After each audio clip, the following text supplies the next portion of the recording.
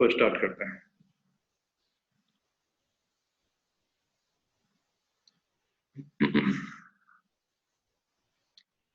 Coulomb's law.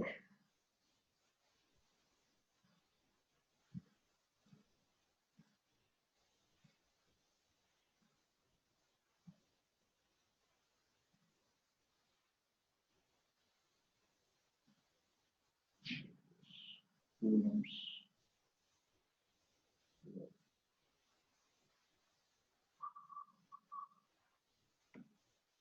तो जो इलेक्ट्रोस्टैट का सबसे बेसिक एक्सपेरिमेंट था कि ग्लास को सिल्क से रगड़ा गया, रब किया गया, या फिर प्लास्टिक रॉड को वुलन क्लोथ से रब किया गया। तो जब दोनों को रब किया गया तो आफ्टर रबिंग ये पाया गया कि दोनों के बिहेवियर में चेंज आ जाता है और दोनों जो है वो अट्रैक्शन एंड रिपल्सन के फिनोमिनन में इन्वॉल्व हो जाते हैं। दोनों ये काम करते हैं। अब ये पाया गया कि ग्लास को जब दो रब किए हुए ग्लास रॉड को पास लाते हैं, दोनों में रिपल्सन होता है। प्लास्टिक रॉड को पास लाते हैं तो रिपल्सन होता है, लेकिन ग्लास रॉड को प्लास्टिक रॉड को पास लाएगा, दोनों में अट्रैक्शन होगा। मतलब वो एक दूसरे को किस फोर्स से अट्रैक्ट करते हैं। तो अब तक हम लोगों ने देखा कि some force of attraction repulsion जो है वो लग रहा है, some force of attraction repulsion लग रहा है। उसको क्वांटिफाई नहीं किया गया था, कितने वैल्यू से एक दूसरे को अट्रैक्ट कर रहा है या रिपेल कर रहा है उसको नहीं किया गया। उसको क्वांटिफाई किया ये कूलम लॉ। कूलम ने, अगस्टा डे कूलम नाम के साइंटिस्ट थे, उन्होंने इस चीज को एक्सपेरिमेंट के थ्रू सीरीज ऑफ एक्सपेरिमेंट के थ्रू ये निकाला कि वो जो फोर्स ऑफ अट्रैक्शन या फोर्स ऑफ रिपल्सन है उसकी वैल्यू कितनी होगी, और वो किन किन बातों पर निर्भर करती है।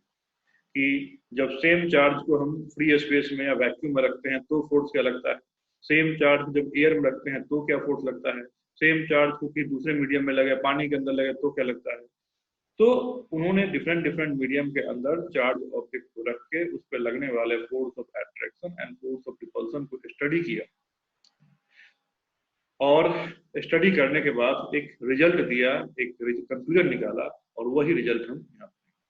अब यहाँ ध्यान देना है कि कूलम्स लॉ जो है वो सबसे पहले वैलिड होगा। कूलम्स लॉ वैलिड होगा ऐसे चार्ज ऑब्जेक्ट के लिए जिनकी साइज काफी छोटी है, मतलब पॉइंट साइज का चार्ज ऑब्जेक्ट। तो कूलम्स लॉ जो वैलिड होता है वो वैलिड होता है पॉइंट साइज के चार्ज ऑब्जेक्ट के लिए। एक्सटेंडेड चार्ज ऑब्जेक्ट के लिए कूलम्स लॉ ऐसे वैलिड नहीं होता है। एक्सटेंडेड चार्ज ऑब्जेक्ट के लिए कूलम्स लॉ हम लगाते हैं कि उस चार्ज ऑब्जेक्ट के छोटे छोटे टुकड़े करेंगे, उस चार्ज ऑब्जेक्ट के छोटे छोटे पॉइंट्स बनाएंगे और उन पॉइंट पे हम कूलम लॉ लगाएंगे। तो सबसे पहला ये ध्यान रखना है कि कूलम लॉ बड़े चार्ज ऑब्जेक्ट पे डायरेक्टली अप्लाई नहीं कर सकते।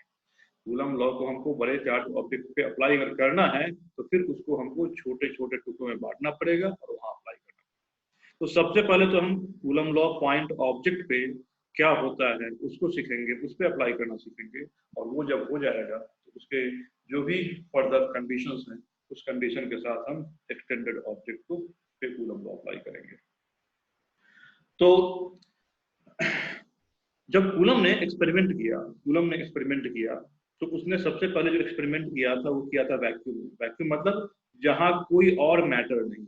उसने क्या किया कि वहां पे दो चार्ज को ले लिया, मान लिया ये Q1 चार्ज है और ये Q2 चार्ज है। उसने इस तरीके के दो चार्ज को ले लिया और इस सिस्टम को बनाया आइसोलेटेड सिस्टम। इस सिस्टम को बनाया आइसोलेटेड सिस्टम।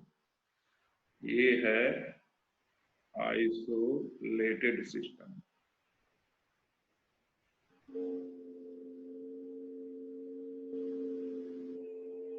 आइसोलेटेड सिस्टम का मतलब क्या है कि वैसा सिस्टम जो बाकी चीजों से क्या है, काफी दूर है, बाकी चीजों से उसका कोई इंटरेक्शन नहीं होता। तो उसने क्या किया कि टू चार्ज पार्टिकल का एक आइसोलेटेड सिस्टम लिया और उसने पाया कि ये जो चार्ज है, ये चार्ज है, ये दोनों एक दूसरे पे फोर्स ऑफ अट्रैक्शन या फोर्स ऑफ रिपल्सन लगाता है। फोर्स ऑफ अट्रैक्शन या फोर्स ऑफ रिपल्सन लगाएगा। तो कब फोर्स ऑफ अट्रैक्शन लगाएगा और कब फोर्स ऑफ रिपल्सन लगाएगा इस बात का तो पता चल चुका था।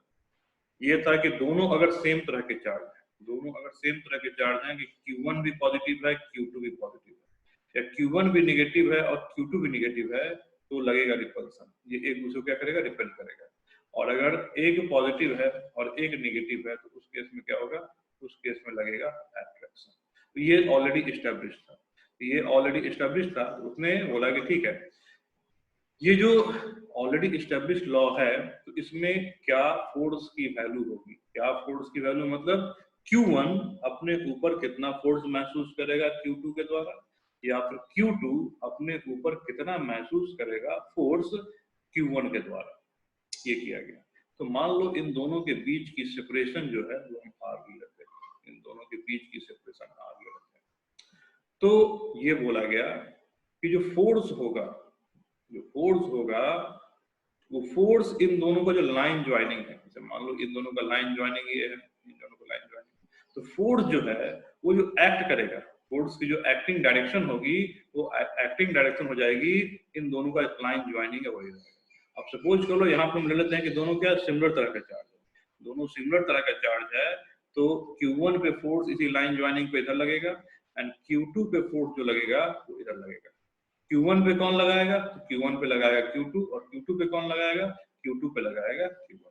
अब यहाँ पे हम आइसोलेटेड सिस्टम लिए हैं और प्लस साथ में ये जो जिसके अंदर चार्ज है ये क्या है, फ्री स्पेस है, ये है फ्री स्पेस, फ्री स्पेस कह लो या फिर इसको क्या कह लो, वैक्यूम कह लो, दोनों एक ही चीज होता है, नाम खाली अलग अलग है, वैक्यूम, फ्री स्पेस या वैक्यूम, ठीक है।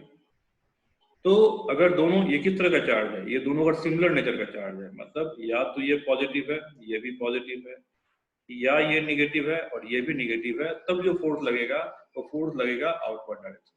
अब इसमें फोर्स का नाम देते हैं, फोर्स का नोटेशन ये क्या है, ये जो है ये फोर्स वेक्टर जो है, ये वाला फोर्स वेक्टर तो ये ड्रॉ किया है, ये है force on charge Q1, force on charge Q1 by Q2। इसको हम इस तरीके से लिखेंगे, फोर्स ऑन चार्ज 1 बाई 2, और इसको क्या लिखेंगे, फोर्स ऑन चार्ज 2 बाई 1। तो ये जो फोर्स है दोनों देख रहे हो कि आउटवर्ड डायरेक्शन में लग रहा है, दोनों आउटवर्ड डायरेक्शन। तो अगर सिमिलर नेचर का फोर्स होगा तो फोर्स क्या लगेगा, आउटवर्ड डायरेक्शन में लगेगा।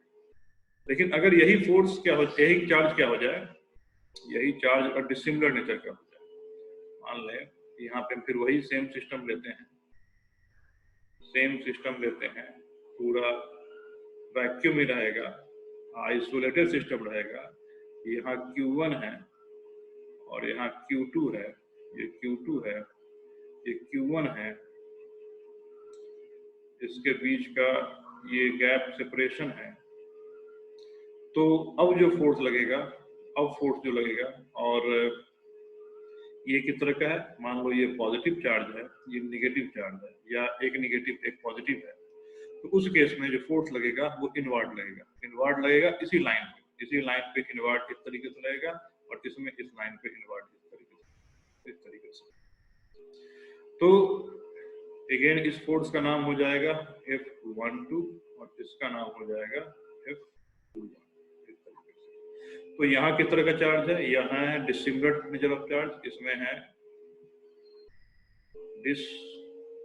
डिसिमिलर चार्जेज, सॉरी उल्टा लिख दिए, ये है सिमिलर चार्ज है, सिमिलर नहीं है, ये सिमिलर, ये है सिमिलर चार्जेज, ये है सिमिलर चार्जेज, और ये किस तरह का चार्ज है, ये है डिसिमिलर चार्ज, डिसिमिलर चार्ज, ये डिसिमिलर चार्ज है। तो ये एक्चुअल में होता है, ये हम लोग देख चुके हैं, इसमें ये तो ऑलरेडी देख चुके हैं, इसमें कुछ नया नहीं है, इसमें कूलम ने कुछ नहीं किया था, ये नया नहीं है। उसने क्या किया कि ये जो फोर्स की वैल्यू कितनी होगी, ये जो फोर्स की वैल्यू कितनी होगी, उसने इस फोर्स की वैल्यू निकाली, इस फोर्स की वैल्यू क्वांटिफाई किया। तो क्या क्वांटिफाई किया, तो उसका स्टेटमेंट है, उसका स्टेटमेंट हम लिखेंगे ऐसे कि according to coulomb law, according to this law, Coulomb's law, क्या लिखेंगे? The force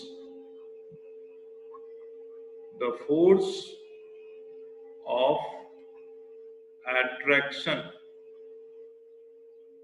or repulsion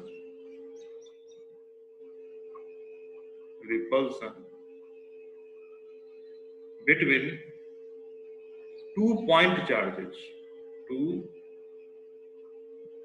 point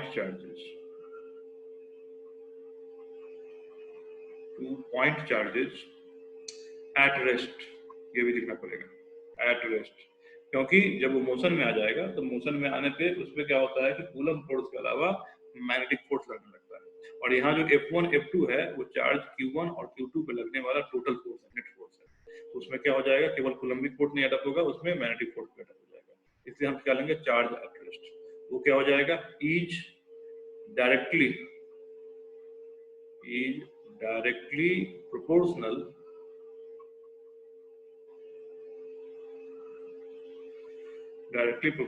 to the product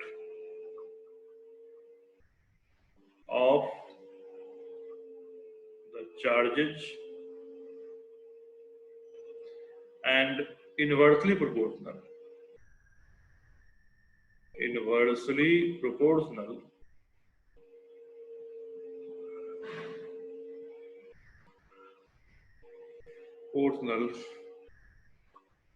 to the square of distance between them.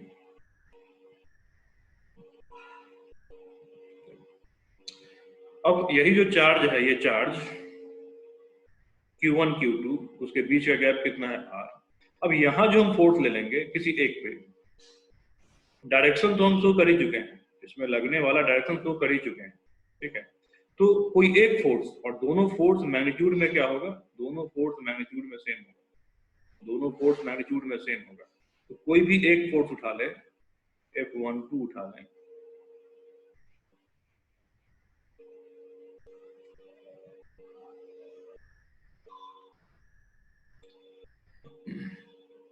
F12 उठा लें, इसका जो मैग्नीट्यूड हो जाएगा ये प्रोपोर्शनल हो जाएगा दोनों चार्ज के मैग्नीट्यूड के डायरेक्टली प्रोपोर्शनल हो जाएगा, एंड इनवर्सली प्रोपोर्शनल हो जाएगा, इन दोनों के बीच का जो गैप है, इन दोनों के बीच का जो डिस्टेंस है उसके स्क्वायर, या फिर कह लो इसमें, ये तो हो गया F1, या F21 की अगर हम बात कर लें तो उसके साथ भी यही बात आएगी, Q1 Q2 का मॉड, क्योंकि यहाँ पे मैग्नीट्यूड ऑफ फोर्स ले रहे हैं तो चार्ज का ही मैग्नीट्यूड लिया जाएगा, एंड इनवर्सली प्रोपोर्शनल हो जाएगा इसके गैप, ये चीज आ जाएगी, और इससे फिर फर्दर आया कि mod of F12 equal to mod of F21, मतलब दोनों के फोर्स का मैग्नीट्यूड क्या होगा, सेम होगा, दोनों के फोर्स का मैग्नीट्यूड सेम, कि अगर ये 10 न्यूटन लगा रहा है Q2 पे Q1, तो Q1 भी Q2 पे कितना लगाएगा, 10 न्यूटन लगाएगा, Q1 पे जो फोर्स लगाया Q2 वो भी कितना लगेगा, 10 न्यूटन लगेगा। तो ये जो ऑब्जर्वेशन हुआ, ये कूलम ने थ्रू सीरीज ऑफ एक्सपेरिमेंट इस चीज को ऑब्जर्व किया। कैसे ऑब्जर्व किया होगा, तो मान लो कोई चार्ज लाया होगा, Q1 Q2 चार्ज लाया होगा, इस पे मान लो 2 माइक्रोकूलम, इस पे भी 2 माइक्रोकूलम, उसके बीच इन दोनों क्या किया होगा, इन दोनों के बीच में या तो स्प्रिंग लगा दिया होगा, कुछ किया होगा, हम स्प्रिंग कांस्टेंट वाला स्प्रिंग लगा दिया होगा, है ना। अब देखा होगा कितना अट्रैक्शन है, कितना रिपल्सन होता है, उसके हिसाब से उसने फोर्स को कैलकुलेट कर लिया होगा। तो डिफरेंट मेथड हो सकते हैं, अलग अलग तरीके से किया होगा, और अलग अलग तरीके से करने के बाद से इस स्टेटमेंट पे वो पहुंचा, ये चीज प्रोपोर्शनल होती है। अब इसको जब कंबाइन किया जाएगा, इसको हटाएं स्क्रीन से, Yes, sir.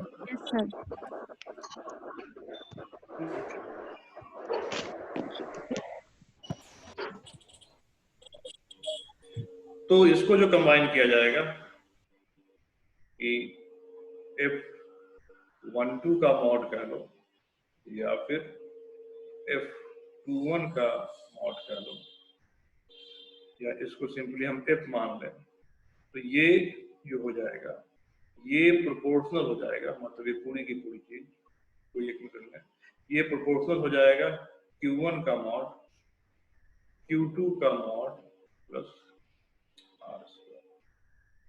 और जब हम प्रोपोर्शनलिटी साइन हटाते हैं, जब हम प्रोपोर्शनलिटी साइन हटाते हैं तो उसके हिसाब से हम एक कांस्टेंट डालते हैं फिर, और यहाँ एक कांस्टेंट डालेंगे K mod Q1 mod Q2 upon R square upon R square. ठीक, तो ये क्या निकला, ये जो निकला ये निकला मैग्नीट्यूड ऑफ फोर्स। ये जो है magnitude of coulombic force, coulombic force, या इसका नाम हो जाएगा electrostatic force, electrostatic force. Magnitude of coulombic force और electrostatic force experienced by any one of charge particle due to another charge particle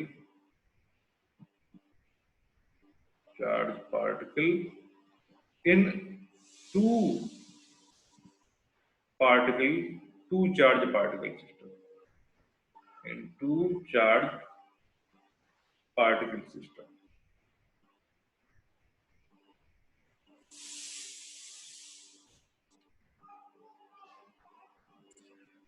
इसमें K क्या है, व्हाट इज K? तो K जो है ये है proportionality constant. K is proportionality constant.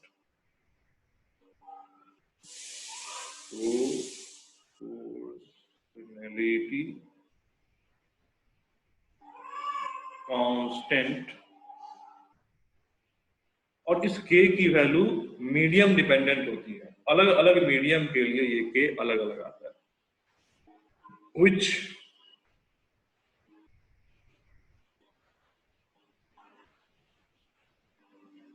which depends on medium in which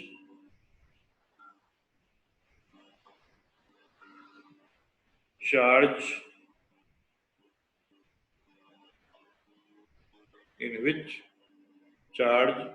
placed,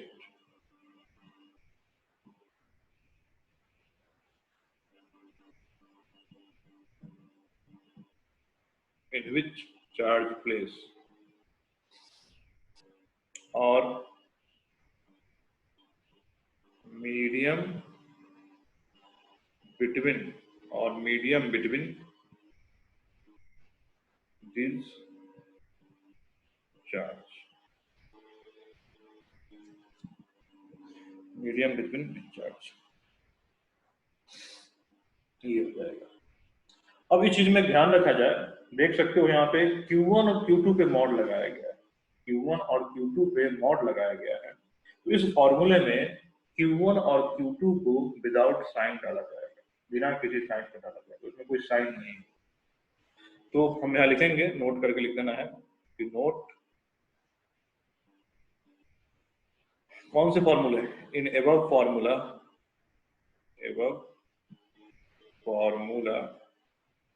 और ये फॉर्मूला क्या है, ये फॉर्मूला मैग्नीट्यूड ऑफ फोर्स है। फोर्स की डायरेक्शन तो वो देख के डिसाइड होगी कि चार्ज सिमिलर नेचर का है कि डिसिमिलर नेचर का है, और डायरेक्शन कहाँ पर होगा, तो दोनों चार्ज का जो ज्वाइनिंग लाइन होगा, है तो पॉइंट चार्ज, तो दोनों पॉइंट चार्ज का ज्वाइनिंग लाइन होगा, उस ज्वाइनिंग लाइन के अलाउंग, उस ज्वाइनिंग लाइन पे ही वो लाई करेगा फोर्स। फोर्स जो होगा आउटवर्ड होगा, रिपल्सिव फोर्स होगा जब दोनों सिमिलर चार्ज होंगे, फोर्स इनवर्ड होगा, अट्रैक्टिव फोर्स होगा जब दोनों चार्ज डिसिमिलर होंगे। यहाँ ये याद रखना है कि इन above formula Q1 and Q2, कौन सा, mod Q1 and mod Q2 are magnitude of charges, hence its value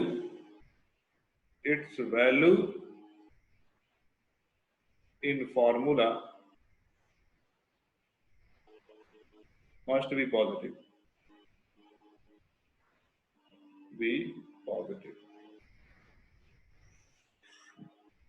मतलब अगर एग्जांपल ले यहाँ पे Q1 इक्वल टू -5 माइक्रोकूलम है, Q2 इक्वल टू 2 माइक्रोकूलम है, और R इक्वल टू इसके बीच का गैप 2 मीटर है, तो फोर्स जो लिखा जाएगा वो हो जाएगा K mod of 5 microcoulomb mod of 2 microcoulomb upon 2 square, जो कि आ जाएगा K 5 इंटू 2 अपॉन 2 स्क्वायर, ये आएगा। तो चार्ज की केवल मैग्नीट्यूड करके डालनी है, उसका साइन इग्नोर कर देना है, इस फॉर्मूले पर अप्लाई करते हैं।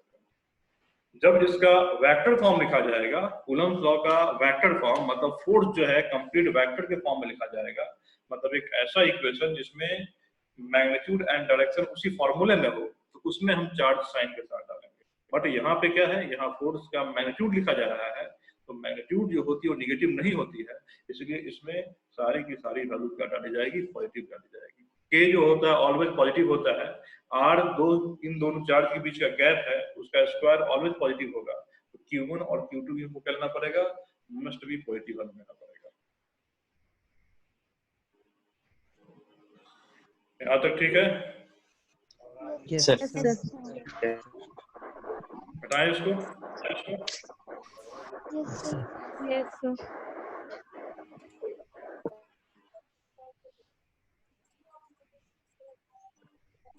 ओके, फॉर डायरेक्शन, ये तो मैग्नीट्यूड हो गया, डायरेक्शन के लिए क्या लिखा जाएगा, फॉर डायरेक्शन ऑफ फोर्स, तो उसके लिए हम बता चुके हैं कि क्या होगा इसके लिए, कि डायरेक्शन ऑफ फोर्स जो होगा, force is along the line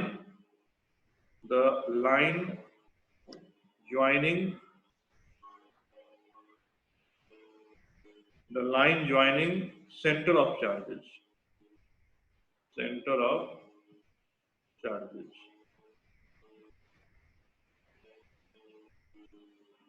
for similar charge, or similar nature charge, similar nature मतलब Q1 एंड Q2, ये भी पॉजिटिव, ये भी पॉजिटिव, ये भी नेगेटिव, ये भी नेगेटिव, तो सिमिलर नेचर चार्ज को या तो तुम ऐसे पॉजिटिव पॉजिटिव नेगेटिव नेगेटिव कर दो, या फिर देखो यहाँ दोनों अगर सेम नेचर का चार्ज है, दोनों पॉजिटिव पॉजिटिव होगा, दोनों नेगेटिव नेगेटिव होगा, तो इसके चार्ज को जो मल्टीप्लाई करोगे Q1 इंटू Q2 करोगे, ये जो वैल्यू आएगा वो वैल्यू क्या आएगा, वो वैल्यू आएगा ऑलवेज ग्रेटर देन 0 आएगा। क्यों? क्योंकि पॉजिटिव नंबर का मल्टीप्लिकेशन, यहाँ Q1 के बदले एक पॉजिटिव नंबर डालोगे, Q2 के बदले एक पॉजिटिव नंबर डालोगे, और मल्टीप्लाई करके वैल्यू क्या आ जाएगी, ग्रेटर देन 0 आएगी। या फिर अगर Q1 के बदले नेगेटिव डालोगे और Q2 भी सिमिलर है, वो भी नेगेटिव ही होगा नंबर में, उसको मल्टीप्लाई करोगे क्या आएगा, ग्रेटर देन 0 आएगा। तो सिमिलर नेचर ऑफ चार्ज को हम ऐसे भी लिख सकते हैं, Q1 इंटू Q2 क्या होना चाहिए, ग्रेटर देन 0 होना चाहिए। तो लिखेंगे for similar nature of charge, force directed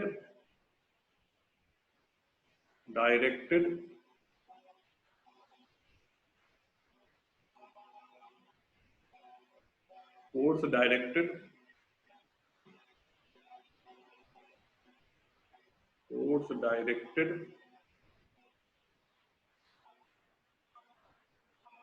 outward direction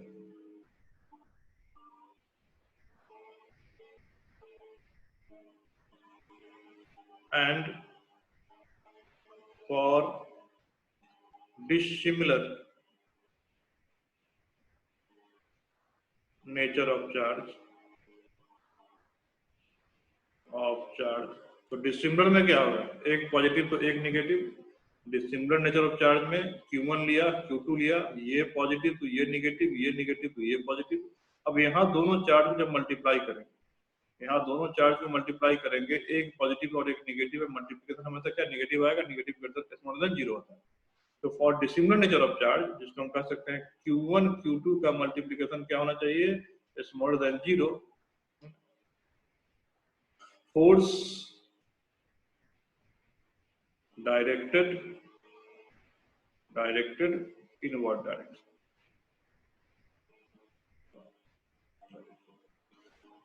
ठीक है। तो ये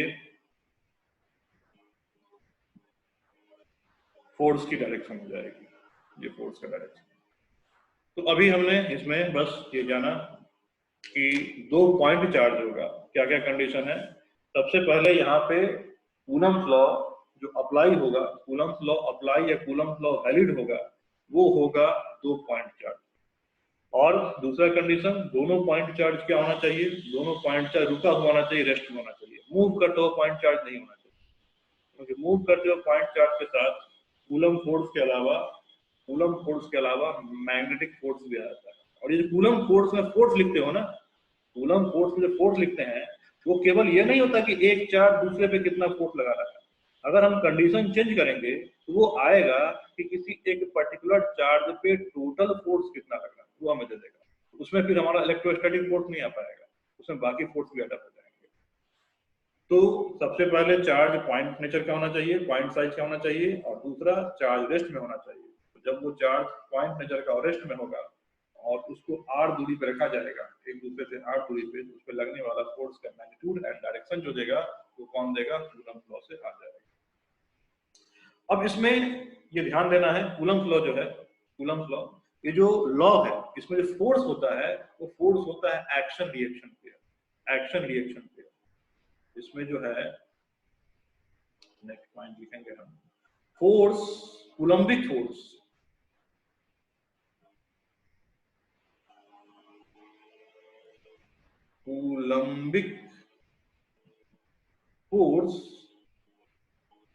each action reaction in nature। कि ये जो मैंने सिस्टम ऑफ चार्ज लिया है, ये जो सिस्टम ऑफ चार्ज लिया है, ये हमारा सिस्टम, इस पे जो हमने चार्ज लिया Q1 या Q2, ये सिस्टम ऑफ चार्ज। तो इस पे Q1 ने Q2 को अगर लगाया इधर, Q1 पे Q2 ने लगाया इधर, मतलब ये लगाया फोर्स ऑन 1/2, तो न्यूटन थर्ड लॉ के हिसाब से रिएक्शन फोर्स क्या होगा, Q1 भी Q2 पे लगाएगा फोर्स उसके अपोजिट डायरेक्शन, Q1 भी Q2 पे लगाएगा उसके फोर्स अपोजिट डायरेक्शन। अब ये जो फोर्स है, ये फोर्स एक्शन रिएक्शन पेयर है, मतलब F1-2 जो हो जाएगा वो मैग्नीट्यूड में तो सेम होगा, लेकिन डायरेक्शन में क्या हो जाएगा, अपोजिट हो जाएगा, F21 हो जाएगा। और इसको जब कंबाइन करोगे, तो F12 plus F21 equal to कितना आ जाएगा, 0 आ जाएगा। अब ये जो सिस्टम पे क्या है, इंटरनल फोर्स है, ये सिस्टम पे इंटरनल फोर्स है। तो अगर पूछेगा कि इस सिस्टम पे इंटरनल या एक्सटर्नल मिला के अभी फिलहाल कितना फोर्स लग रहा है, तो तुम बोलोगे इस सिस्टम पे अभी कोई फोर्स नहीं लग रहा, एक्सटर्नल तो हम कोई लगा नहीं रहे हैं, और इंटरनल जो भी लग रहा है, सिस्टम मतलब किस पे, सिस्टम पे पार्टिकल पे। तो सिस्टम में 2 ही पार्टिकल है और दोनों पे कौन कौन फोर्स लग रहा है, दोनों एक दूसरे पे एक्शन रिएक्शन पे लग रहा है। तो इस सिस्टम पे फोर्स कितना लग रहा है, तो इस सिस्टम पे फोर्स लग रहा है F12 प्लस F21। तो इस सिस्टम पे नेट फोर्स क्या है, इस सिस्टम पे जो नेट फोर्स हो जाएगा वो नेट फोर्स हो जाएगा F12 प्लस कितना हो जाएगा, F21, और हम कहेंगे कि यहाँ पे F12 प्लस F21 0 है, तो इस सिस्टम पे नेट फोर्स क्या होगा, 0 होगा। इसका मतलब अगर सिस्टम में जब केवल और केवल, अगर कोई सिस्टम है, चार्ज पार्टिकल सिस्टम है, उसमें केवल और केवल कूलम्बिक फोर्स लग रहा होगा, तो कूलम्बिक फोर्स चाहे 2 चार्ज हो चाहे 10 चार्ज हो, जब सबको सम करेंगे तो सम करने पे पूरे सिस्टम पे, इंटायर सिस्टम पे नेट फोर्स क्या माना जाएगा, 0 माना जाएगा। और जब नेट फोर्स 0 माना जाएगा, नेट फोर्स 0 माना जाएगा, तो इसमें मैकेनिक्स से रिलेटेड अगर कोई प्रॉब्लम आता है तो हम उस प्रॉब्लम के लिए conservation of linear momentum apply कर सकते हैं। कि कंजर्वेशन ऑफ लीनियर मोमेंटम क्या होता है कि अगर किसी भी सिस्टम पे नेट फोर्स 0 है तो उसका मोमेंटम क्या रहेगा, कंजर्व रहेगा। तो इस चीज को ध्यान रखना है कि अगर हमारे पास सिस्टम ऑफ मास है, वो मास चार्ज भी है, मतलब वो ऑब्जेक्ट जो है चार्ज है, और चार्ज होने के कारण वहां पे केवल कूलम्बिक फोर्स लग रहा है, तो कूलम्बिक फोर्स नेचर में क्या होता है, एक्शन रिएक्शन होता है, और एक्शन रिएक्शन होने के कारण वो जो है एक दूसरे के इफेक्ट को कैंसिल करेगा, तो total force on system, individual charge particle force रहेगा, लेकिन टोटल फोर्स ऑन सिस्टम क्या हो जाएगा, वो 0 हो जाएगा, और नेट फोर्स 0 होगा, तो वहां पे हम मोमेंटम कंजर्वेशन अप्लाई कर सकते हैं। शर्त ये है उस पे और कोई एक्स्ट्रा फोर्स। ओके, अब ये सेशन खत्म होने वाला है, नेक्स्ट सेशन के लिए लॉग इन किया जाए।